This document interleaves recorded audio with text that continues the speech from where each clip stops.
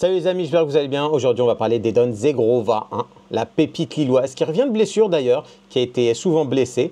Alors, déjà pour commencer, il y a clairement un match entre deux clubs pour Edon Zegrova, la Juve et Marseille. Voilà, c'est les deux clubs qui sont sur la ligne de départ pour essayer d'avoir la pépite de Lille. Alors déjà, on va parler du joueur pour commencer et après, on va parler des clubs qui le veulent.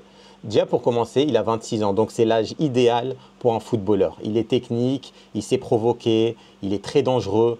Franchement, c'est un joueur idéal pour n'importe quel club qui a des ailiers ou des pistons. Parce que Zegrova, il joue à droite. Principalement, il joue à droite. C'est un ailier droit ou alors un milieu droit. C'est là où il a joué le plus souvent et c'est là où il se sent le plus à l'aise. Ensuite, il peut jouer à gauche. Il a déjà joué à milieu gauche ou ailier gauche. Il a même déjà joué une seule fois en attaque et une seule fois en milieu offensif. Donc, il a vraiment tous les postes de l'attaque et voire du milieu, sauf numéro 6 et 8, bien évidemment, quand même. Ensuite, il est sous contrat jusqu'en 2026. Donc, normalement, son achat ne devrait pas être excessif. Ça devrait aller autour des 20 millions, 25 millions et une possibilité de prêt avec option d'achat obligatoire. Donc, ça, c'est positif aussi. C'est vraiment bien. Il a 11 buts, 10 passes D en 45 matchs. Ça va, c'est pas mal. En plus, il joue à Lille. Et dans les gros matchs, il était là. D'ailleurs, en parlant des deux clubs qui le veulent, ils l'ont vu à l'œuvre. La Juve l'a vu à l'œuvre en Ligue des Champions et Marseille en championnat. Et il a fait des dégâts.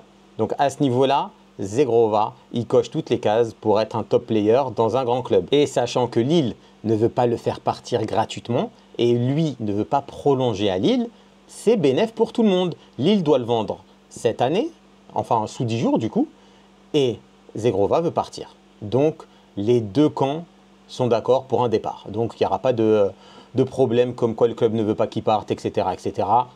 Les échiquiers sont posés pour les deux clubs. Alors, pour Marseille par rapport à Zegrova, déjà, on va passer au poste. Il y a qui à son poste du côté de l'Olympique de Marseille? Il y a un petit hic, c'est Greenwood qui est à son poste. Donc ça, c'est un petit souci pour Zegrova s'il veut vraiment jouer à son poste. Alors, je ne sais pas si Marseille veut le faire jouer à gauche ou en 10, ou alors faire jouer Greenwood en 10 et Zegrova à gauche, parce que justement Marseille, Rabiot va partir, donc logiquement il y aura la place pour un 10, donc Greenwood peut passer en 10 et Zegrova peut passer en ailier droit, mais à gauche, c'est qui sera à gauche? Donc ça dépend de la formation, ce que veut de Deserbi, de Zegrova justement. Donc à ce moment-là, renforcer la ligne offensive de Marseille pour la Ligue des Champions, c'est très important aussi. Donc à ce moment-là, c'est très intéressant pour Marseille. Marseille, je pense que va lancer une offre prêt avec option d'achat obligatoire.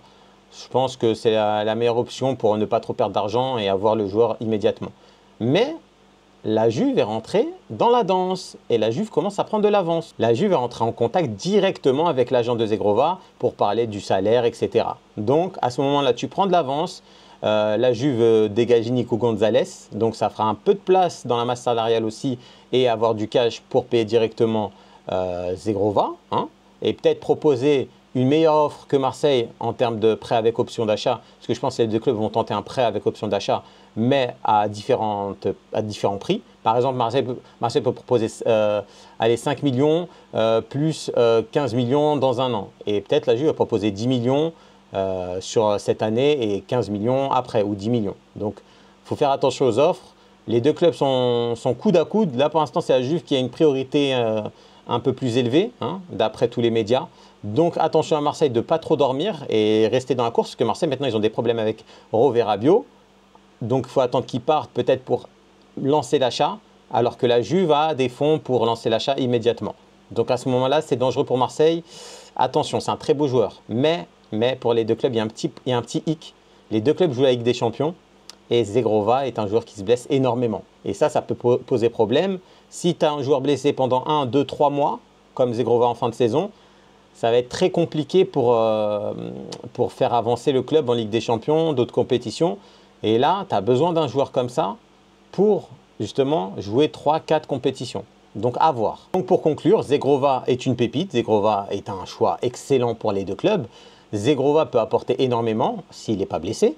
Et donc, Zegrova peut justement apporter une plus-value pour Marseille, par exemple, pour la Ligue des Champions et se qualifier dans les phases éliminatoires.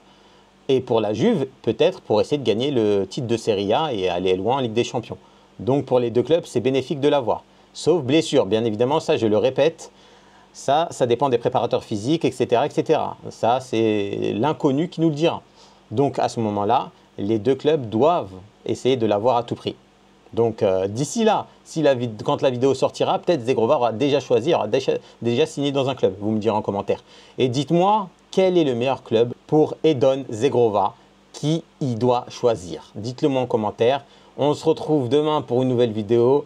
Je vous dis à très vite. Bonne semaine, bon week-end, bonne ce que vous voulez. Salut!